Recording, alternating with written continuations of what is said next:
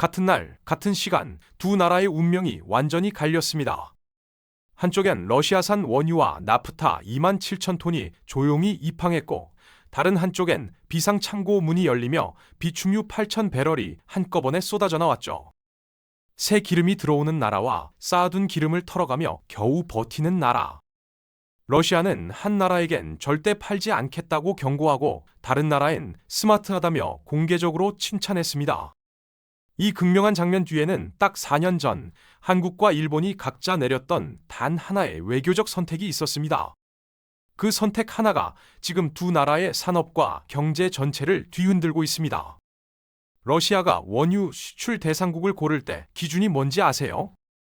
관계 현황, 그리고 경제 우선순위, 한마디로 우리 편이냐 아니냐입니다. 지금 서방이 설정한 러시아산 원유 가격 상한선은 배럴당 44달러 10센트거든요. 그런데 국제 유가는 100달러를 훌쩍 넘나들고 있죠. 생각해보세요. 시장에 팔면 100달러를 받을 수 있는 기름을 굳이 44달러에 넘겨줄 이유가 있을까요? 없죠. 당연히 없습니다. 러시아 입장에선 그냥 손해를 감수하며 팔아달라는 소리랑 다를 게 없는 거예요. 그래서 러시아 외무부는 가격 상한제에 참여한 일본을 콕 집어 이름을 불렀습니다. 원유 팔지 않겠다고요. 반면 한국을 향해선 푸틴의 최측근이 직접 나서서 영어로 한마디 했습니다. 스마트, 똑똑하다고요. 같은 날, 같은 테이블에서 한쪽엔 퇴짜를, 다른 한쪽엔 환영의 러브콜을 날린 겁니다. 이게 단순한 무역 문제가 아니에요. 러시아는 원유를 그냥 상품이 아니라 외교 무기로 쓰고 있는 거거든요. 제재에 동참한 나라는 벌하고 거리를 뒀던 나라는 보상하는 구조. 회사로 치면 나한테 칼을 겨눈 거래처엔 납품을 끊고 중립을 지킨 파트너엔 독점 공급 계약을 주는 것과 같습니다. 30대 직장인 이 씨가 아무리 좋은 제품을 만들어도 사장 눈밖에 나면 거래 자체가 성립이 안 되는 것처럼요. 에너지 시장도 결국 사람 사는 세상이랑 다르지 않습니다. 관계가 먼저고 거래는 그 다음이에요. 그 구조 안에서 한국과 일본의 에너지 운명은 지금 이 순간에도 정반대 방향으로 흘러가고 있습니다. 일본의 에너지 구조를 딱 한 줄로 표현하면 달걀을 전부 한 바구니에 담은 나라. 국가 전체 원유 수입량의 94%를 중동에서 가져오거든요. 그것도 반드시 호르무즈 해협이라는 단 하나의 좁은 목을 통해서만요. 그 목이 막혔습니다. 중동 분쟁이 터지면서 호르무즈 해협 물동량이 평상시 대비 80%나 급감했거든요. 94%의 공급로 중 80%가 막혔다는 건 사실상 기름줄이 거의 끊겼다는 얘기입니다. 일본 정부가 선택할 수 있는 카드는 하나뿐이었어요. 창고 문을 여는 것. 결국 역대 최대 규모의 비축유 방출을 강행했습니다. 전체 비축량의 약 20%, 8천만 배럴을 한 번에 풀어버린 거예요. 일본 총리는 2027년 초까지는 버틸 수 있다고 했습니다. 그런데 그 계산의 전제가 뭔지 아세요? 비축유를 바닥날 때까지 계속 퍼내는 것입니다. 새로 채우는 게 아니라 있는 걸 다 쓴다는 전제예요. 심지어 5월엔 20일치 비축유를 추가로 방출하겠다고 또 발표했죠. 창고는 비워지는데 채울 방법은 없는 상황. 마치 통장 잔고가 계속 빠져나가는데 월급은 들어오지 않는 것과 같습니다. 은퇴 후 저축만으로 버티는 박 사장님처럼 일본은 지금 새로운 수입 없이 모아둔 것만 헐어쓰는 나라가 됐습니다. 그리고 그 잔고는 생각보다 훨씬 빠르게 줄어들고 있습니다. 일본이 창고를 털어내는 그 시간, 한국 산업부 장관은 이렇게 말했습니다. 비축유 방출 없이도 2달은 충분히 버틸 수 있다고요. 같은 위기 앞에서 한쪽은 창고 문을 열고 다른 한쪽은 창고 문을 잠근 채 새 공급처를 확보하고 있는 겁니다. 한국 정유사들은 이미 러시아산 원유 수입을 적극적으로 검토해왔고 일부 기업은 대규모 나프타 물량을 성공적으로 들여오는데 성공했거든요. 그러는 사이 상황은 더 복잡하게 꼬이기 시작했습니다. 4월 13일 트럼프 대통령이 폭탄 선언을 던졌거든요. 이란이 막고 있는 호르무즈 해협을 미국이 직접 역봉쇄하겠다고요. 이란의 자금줄을 완전히 말려버리겠다는 강력한 의지였습니다. 그런데 이 선언이 일본 입장에선 그냥 악재가 아니에요. 구조적 재앙에 가깝습니다. 중동산 원유 수입이 언제 정상화될지 이제는 아무도 예측할 수 없는 상황이 된 거니까요.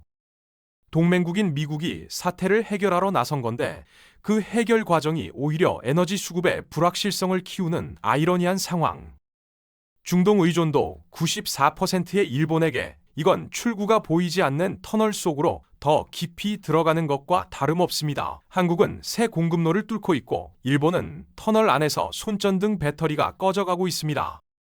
그렇다면 일본은 왜 이 함정에 빠졌을까요? 답은 4년 전으로 거슬러 올라갑니다. 2022년 12월 러시아가 우크라이나를 침공한 직후였습니다. 서방 국가들은 러시아의 전쟁 자금줄을 끊기 위해 새로운 경제 제재를 고안했어요.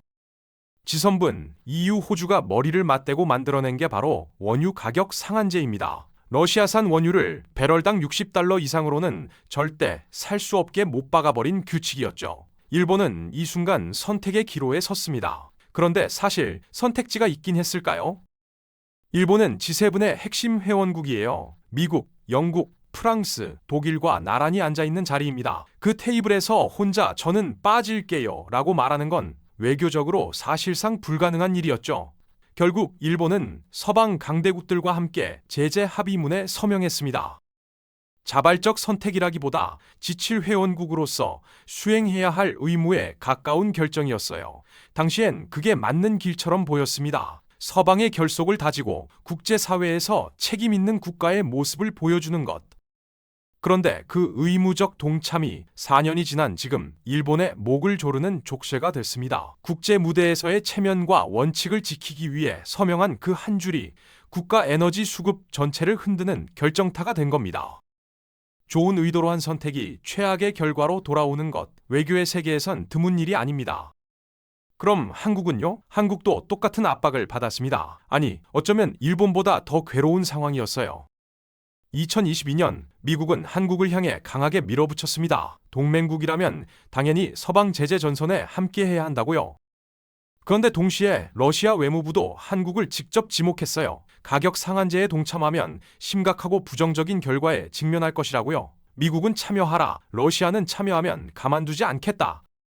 양쪽에서 동시에 날아오는 압박 사이에서 한국 외교부가 내놓은 공식 입장은 딱 한 문장이었습니다. 앞으로 관련 국가들과 지속적으로 협의해 나갈 예정입니다. 참여하겠다는 말도 거부하겠다는 말도 아니에요. 그냥 얘기해 보겠다는 거죠. 언뜻 보면 무책임하거나 우유부단해 보이는 이 한 문장이 사실은 매우 정교하게 설계된 외교적 줄타기였습니다. 미국 체면도 건드리지 않고 러시아 심기도 건드리지 않으면서 최종 결정을 유보한 거예요. 확답 없이 가능성의 문을 열어둔 채 상황을 지켜보겠다는 전략이었던 거죠. 당시엔 이 모호한 태도를 두고 비판하는 시각도 있었습니다. 원칙 없이 눈치만 본다고요.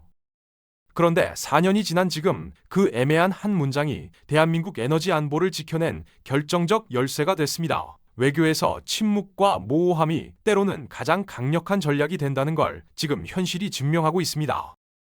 한국이 모호한 입장을 유지한 직후 푸틴은 대통령령에 서명했습니다. 가격 상한제 참여국에 대한 원유 수출을 전면 금지한다는 내용이었어요. 그리고 이 금지 조치는 매년 연장됐습니다. 급기야 2026년엔 상한선을 44달러 10센트로 더욱 가혹하게 낮춰버렸죠.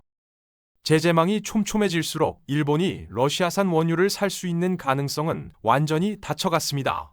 반면 한국엔 오래된 문이 하나 있었어요. 러시아 극동의 코즈미노항, 한국 정유사들이 과거에 이 항구를 통해 매달 62만 배럴의 러시아산 원유를 들여오던 단골 공급로였거든요.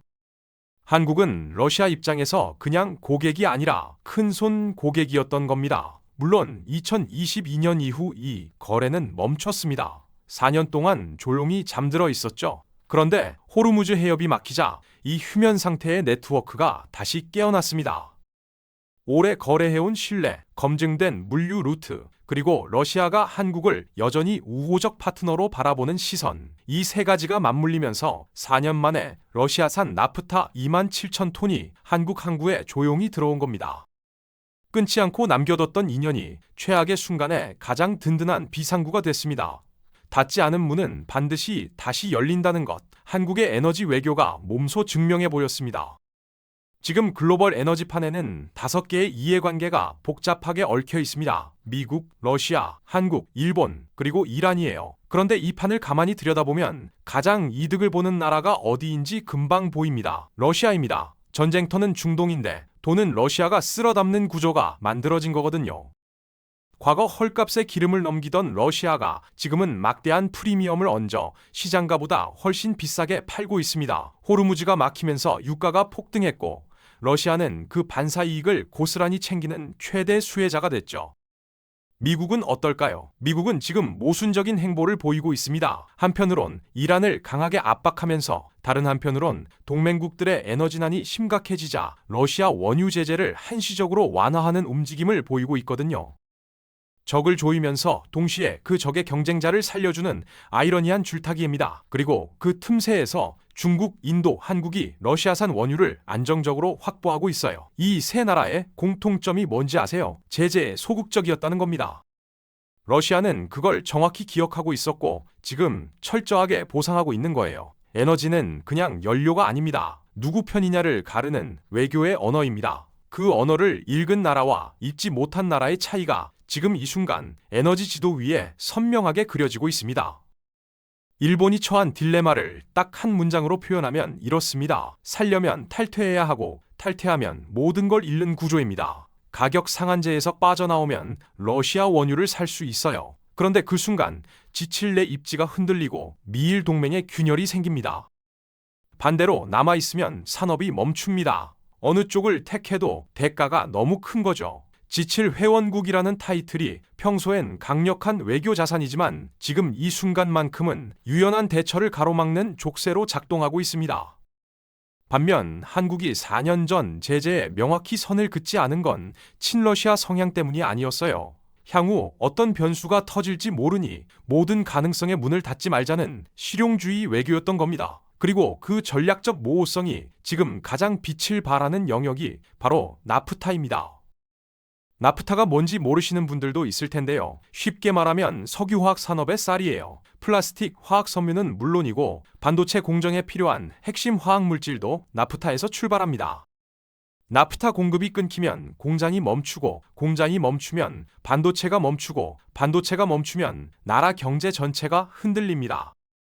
한국이 러시아산 나프타 27,000톤을 들여온 건 단순한 원자재 수입이 아니에요. 대한민국 제조업 생태계 전체에 숨통을 틔운 결정이었습니다. 반면 후쿠시마 이후 화석연료 의존도가 폭증한 일본은 대체제를 찾을 외교적 통로 자체가 막혀버렸습니다.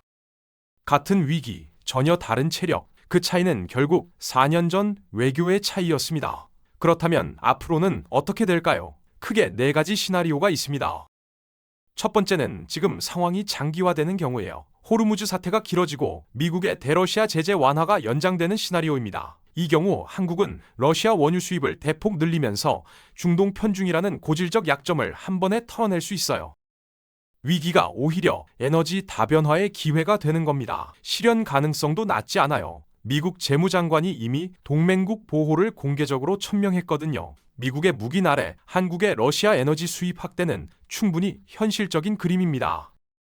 두 번째는 일본이 한계에 다다르는 시나리오예요. 비축유가 임계점 아래로 떨어지고 지칠 체면보다 국가 생존이 먼저라는 여론이 폭발하는 경우죠. 그렇게 되면 일본은 결국 가격 상한제 체제에서 이탈하거나 미국에 사활을 걸고 제재 예외를 요구하게 될 겁니다.